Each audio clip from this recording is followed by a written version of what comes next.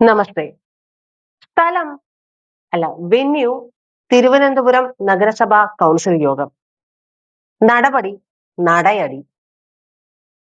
സത്യത്തിൽ ഇതെല്ലാം കണ്ട് ജനം അന്തം വിട്ടിരിക്കുന്നു. ഒന്ന് ആലോചിച്ചു നോക്കണം. 6 മാസമായിട്ട് ഭരണം നടത്തുന്ന ഒരു ഭരണകൂടം, ഈ ഭരണകൂടം നടത്തുന്നതിനെതിരെ എന്തെങ്കിലും ഒരു കാര്യത്തിൽ ഇവർക്ക് കൃത്യമായിട്ട് ഒരു ആരോപണം ഉന്നയിക്കാൻ കഴിഞ്ഞിട്ടില്ല. പറയുമ്പോൾ സംഖ്യയാണോ എന്ന് ചോദിച്ചേക്കരുത്. അല്ല. ഇനി അങ്ങനെ ഒരു ചാപ്പ കുത്തി തന്നേക്കരുത്. ഇനി തന്നാൽ ഞാൻ അതങ്ങ് സ്വീകരിച്ചു വെക്കും. അത്രേ ഉള്ളൂ. പോട്ട് പുല്ലി. കാര്യം പറയാനുള്ളത് പറയുകയും ചെയ്യും. അപ്പോ തിരുവനന്തപുരം നഗരസഭാ കൗൺസിലിൽ സുഗതൻ എന്ന് പറയുന്ന വാഴക്കോട്ട് കോണത്തെ കൗൺസിലർ പങ്കെടുപ്പിക്കരുത് എന്ന് പറഞ്ഞുകൊണ്ട് അതിന്റെ പേരിൽ തുടങ്ങിയ തമ്മിലടി കയ്യാങ്കളിയായി, ഷർട്ട് കീറലായി, കൗൺസിലർമാർ തമ്മിലുള്ള അടിയായി, വേണ്ട പുകില്. എന്തിന് കുറെ കാലം മുമ്പ് നമ്മൾ കണ്ടില്ലേ നിയമസഭയിൽ ശിവൻകുട്ടി അണ്ണനും ഒക്കെ കൂടെ നടത്തിയിട്ടുള്ള ആ ചവിട്ട് നാടകമൊക്കെ? അത്തരത്തിലുള്ള ഒരു സംഭവമാണ് അവിടെ നടന്നത്.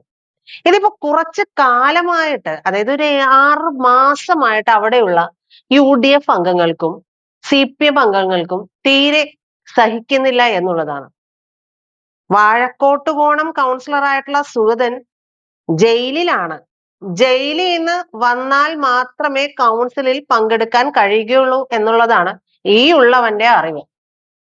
അപ്പോ എന്തുകൊണ്ടാണ് ഇപ്പോൾ ഇത് ഉന്നയിച്ചുകൊണ്ട് ഈ പ്രശ്നം ഉന്നയിക്കുന്നത്? രജിസ്റ്ററിൽ ഒപ്പിടാൻ സമ്മതിച്ചില്ല എന്നാണ് പറയുന്നത്. അതിന് UDF-ഉം CPM-ഉം ഒന്നടങ്കം ചേർന്നുകൊണ്ട് പറയുന്നു, ഇത് ഞങ്ങൾക്ക് ഒപ്പിടാൻ തന്നില്ല എന്ന്.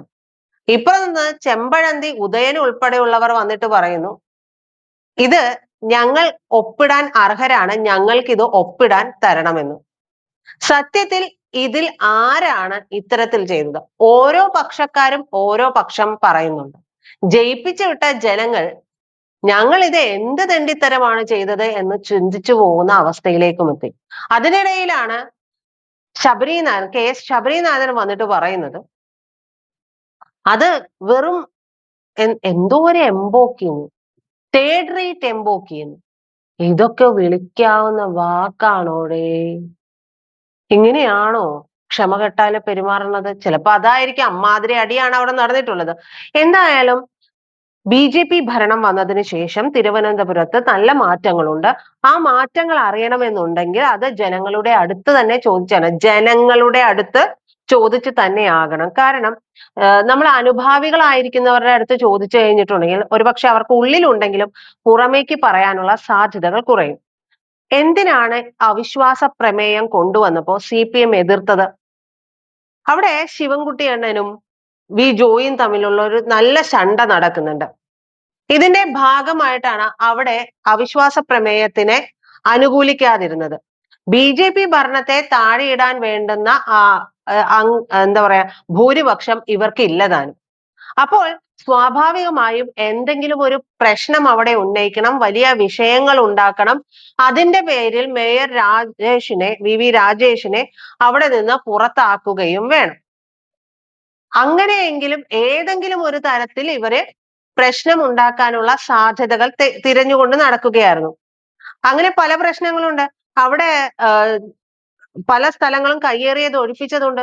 2 കല്യാണ മണ്ഡപങ്ങളുടെ കാര്യമുണ്ട്. ഈ കല്യാണ മണ്ഡപങ്ങളുടെ കാര്യം ഇതെല്ലാം കൈവശം വെച്ചുകൊണ്ടിരുന്നത് CPM ആണ്. അപ്പൊ CPM-ന് ഇപ്പൊ അവിടെ യാതൊരു തരത്തിലുമുള്ള പിടിയുമില്ലാത്ത അവസ്ഥയിലേക്ക് കാര്യങ്ങൾ കൈവിട്ടുപോയി.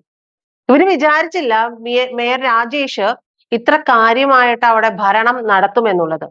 നമുക്ക് ഞാൻ കഴിഞ്ഞ തവണയും ഒരു വീഡിയോ ചെയ്തപ്പോൾ പറഞ്ഞു, ആശയമുണ്ടെങ്കിൽ, എതിർക്കേണ്ടതുണ്ടെങ്കിൽ, വിമർശനങ്ങൾ ഉണ്ടെങ്കിൽ കൃത്യമായ വിമർശനമായിരിക്കണം. ആ വിമർശനം കൊണ്ട് തന്നെ അവരുടെ മുനയൊടിക്കുകയും ചെയ്യണം.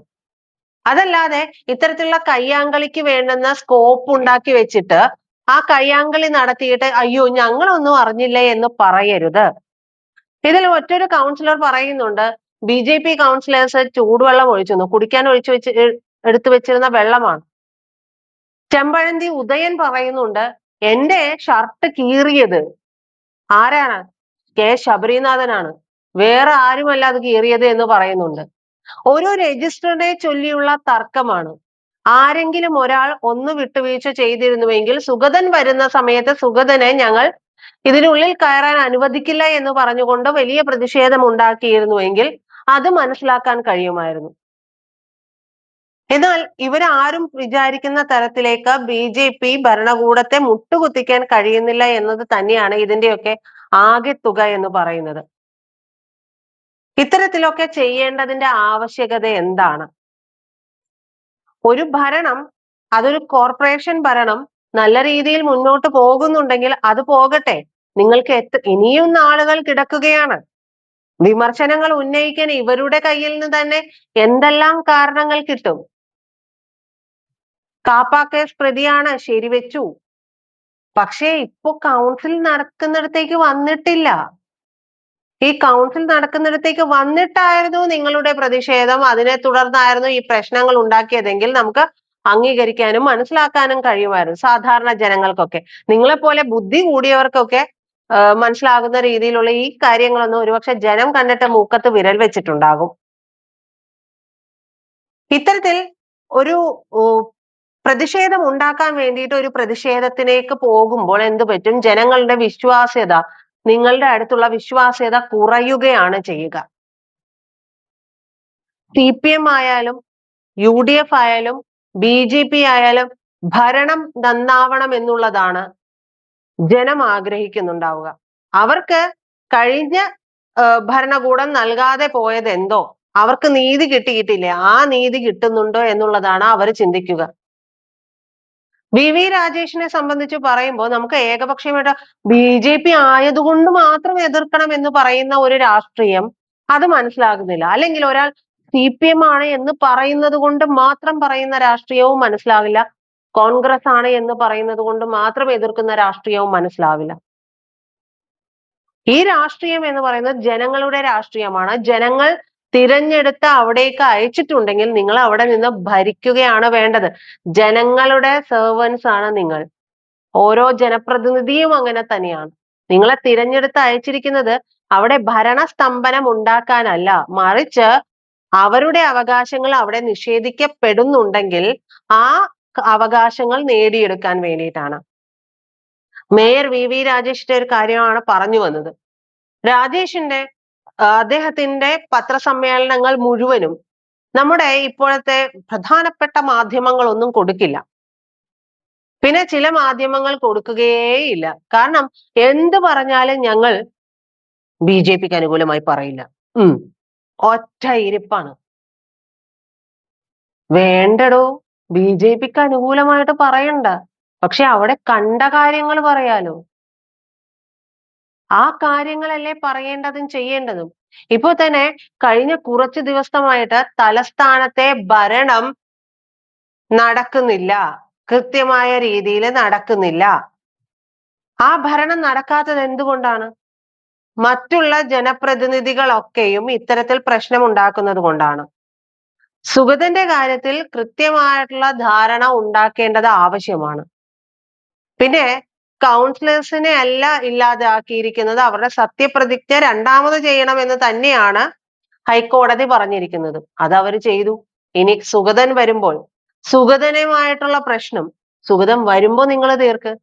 ഇത്രയും ദിവസമായിട്ടും കോർപ്പറേഷൻ ഭരണത്തിൽ എന്തെങ്കിലും ഒരു അനാസ്ഥ ഉണ്ടായിട്ടുണ്ടെങ്കിൽ അത് CPM-ന്റെയും UDF-ന്റെയും കയ്യിലിരിപ്പ് കൊണ്ടാണെന്ന് കൂടി നമ്മൾ പറയേണ്ടി വരും. എന്തെല്ലാം ഗിമിക്സ് ആണ് കാണുന്നത്. സത്യപ്രതിജ്ഞ ചെയ്യാൻ വരുമ്പോ അതിനെ അനുവദിക്കാതിരിക്കുക. സത്യപ്രതിജ്ഞയാണ് റദ്ദാക്കിയിട്ടുള്ളത്. രണ്ടാമത് സത്യപ്രതിജ്ഞ ചെയ്യണമെന്ന് ഹൈക്കോടതി പറഞ്ഞിട്ടുണ്ട്. ഹൈക്കോടതി പറഞ്ഞിരിക്കുന്ന തീരുമാനത്തെ എതിർക്കാൻ മാത്രം ഈ കൗൺസിലേഴ്സ് ആരാണ്? അതല്ല ഇവരെല്ലാം അയോഗ്യരാക്കിയിരിക്കുന്നു എന്നായിരുന്നു ഹൈക്കോടതി പറഞ്ഞതെങ്കിൽ നമുക്കത് മനസ്സിലാക്കാം. അയോഗ്യരായവർ കൗൺസിലിൽ കയറേണ്ട, അവർ മറ്റൊന്നും ചെയ്യേണ്ടതില്ല. സത്യപ്രതിജ്ഞ രണ്ടാമത് ചെയ്യണമെന്ന് പറഞ്ഞിട്ടാണ് ഈ വിഷയങ്ങൾ തുടങ്ങി വെക്കുന്നത്. പിന്നീട് ആ വിഷയത്തിൽ നിന്ന് അവിശ്വാസ പ്രമേയത്തിലേക്ക് പോകുന്നു. അന്നേരം CPM UDF-ന് നേരെ തിരിഞ്ഞു നിൽക്കുന്നു. ഈ തിരിഞ്ഞു നിൽപ്പ് കൂടി ആയപ്പോൾ K ശബരിനാഥന്റെ നേതൃത്വത്തിലുള്ള ആളുകൾക്ക് ഒന്നും ചെയ്യാൻ കഴിയാതെ വരുന്നു. പിന്നീട് കൗൺസിൽ യോഗം വിളിക്കുമ്പോൾ അവിടെ സുഗതന്റെ പേര് പറഞ്ഞുകൊണ്ട് പ്രശ്നമുണ്ടാക്കുന്നു. ഒരു രജിസ്റ്ററിൽ ഒപ്പുവെക്കാനായിട്ട് നിങ്ങൾ ഈ 1-ാം ക്ലാസ്സിൽ പഠിക്കുന്ന പിള്ളേര് തമ്മിൽ തല്ലുന്നത് പോലെ കിടന്ന് തല്ലുമ്പോൾ നിങ്ങളുടെയൊക്കെ പക്വത എന്ന് പറയുന്നത് എവിടെ പോയി? ഇതിനാണോ നിങ്ങളെ തിരഞ്ഞെടുത്ത് വിട്ടത്? അന്ധമായിട്ടുള്ള വിരോധം കാണിക്കുന്ന ഓരോരുത്തരും ചിന്തിക്കേണ്ട കാര്യം, നിങ്ങൾക്ക് ആരോടാണോ വിരോധമുള്ളത് ആ വിരോധമുള്ള ആളുകളിലേക്ക് മറ്റുള്ളവർ കൂടി ചെന്ന് ചേരുന്ന സാഹചര്യത്തിലേക്കാണ് ഈ അന്ധമായ വിരോധം എന്തിനോടാണെങ്കിലും ഉണ്ടാക്കി വെക്കുക. ഇപ്പൊ തന്നെ അത് ഉണ്ടാക്കി ഏതാണ്ട് രാജ്യത്തിന്റെ പല ഭാഗങ്ങളിലും BJP ഭരണമാണ്. ഇപ്പോ ഇവിടെ ആസ്ഥാനത്ത് അമ്പെയ്യുന്നത് പോലെയാണ് ഇപ്പോഴത്തെ പ്രവർത്തനങ്ങൾ. എന്തായാലും അടുത്ത ദിവസങ്ങളിൽ ഒന്നും ഈ കോലാഹലം ഒഴിയുമെന്ന് വിചാരിക്കുന്നില്ല. സ്ഥിരബുദ്ധിയുള്ള ആരെങ്കിലും ഒക്കെ അതിനുള്ളിൽ ഉണ്ട് എന്നുണ്ടെങ്കിൽ ദൈവത്തെ ഓർത്ത് കൗൺസിൽ യോഗം ചേരാനും അവിടെ വേണ്ടുന്ന പ്രവർത്തനങ്ങൾ ചെയ്യാനും നിങ്ങൾ അനുവദിക്കുക. എന്നിട്ട് കാര്യമായ കാര്യങ്ങളിൽ വിമർശനം ഉന്നയിക്കുക. സുഗതൻ വരുമ്പോൾ എതിർക്കേണ്ടതാണെങ്കിൽ നിങ്ങൾ എതിർക്കുക തന്നെ വേണം. അത് എതിർക്കുക എന്നുള്ളതാണ് നിങ്ങളുടെ പോളിസി എങ്കിൽ അതിനെ ന്യായം വെച്ചുകൊണ്ട്, കൃത്യമായ ഡോക്യുമെന്റ്സ് വെച്ചുകൊണ്ട്, കൃത്യമായ കാരണങ്ങൾ വെച്ചുകൊണ്ട് എതിർക്കുക. അത് വിജയിക്കുമെങ്കിൽ നല്ലത് തന്നെ. അല്ലാതെ ജനജീവിതം ദുസ്സഹമാക്കുന്ന രീതിയിൽ അല്ലെങ്കിൽ ഒരു നഗരസഭയുടെ പ്രവർത്തനങ്ങളെ പൂർണ്ണമായിട്ടും അവതാളത്തിലാക്കുന്ന തരത്തിൽ എന്തെങ്കിലും ഒരു കാര്യം നേടാൻ വേണ്ടിയിട്ട്, ഇവിടെ മറ്റൊന്നും ഇവരുടെ ചിന്തയിലില്ല, എങ്ങനെയെങ്കിലും VV രാജേഷിനെ താഴെയിടണം. ഇവര് വിചാരിച്ചതുപോലെ അവിശ്വാസ പ്രമേയം കൊണ്ടുവരാൻ നടക്കില്ല. കാരണം അവിടെ BJPയുടെ അംഗസംഖ്യ നോക്കണം. ഇവർക്ക് തനിച്ചു കൊണ്ടുവരാൻ പറ്റില്ല. അപ്പോ തനിച്ചു കൊണ്ടുവരാൻ പറ്റില്ല എന്ന് പറഞ്ഞിട്ട് രണ്ട് തട്ടിലായിട്ടുള്ള CPM ആണ് ഇപ്പോ UDFന്റെ കൂടെ ചേർന്നിട്ട് ഇവിടെ നിന്ന് ഈ തല്ലും കുസ്തിയും ഉണ്ടാക്കുന്നത്. ഒന്ന് ആലോചിച്ച് നോക്കുക ഈ നാട് എങ്ങോട്ടാണ് പോകുന്നത് എന്നുള്ളത്. ഈ പോക്ക് നാശത്തിലേക്കാണ് എന്ന് പറയാതെയും വയ്യ. പ്രിയപ്പെട്ട പ്രേക്ഷകരെ, നിങ്ങൾക്ക് ഈ വീഡിയോ ഇഷ്ടമായെങ്കിൽ അഭിപ്രായങ്ങളും നിർദ്ദേശങ്ങളും ഒക്കെ കമന്റ് ആയിട്ട് രേഖപ്പെടുത്താൻ മറക്കരുത്.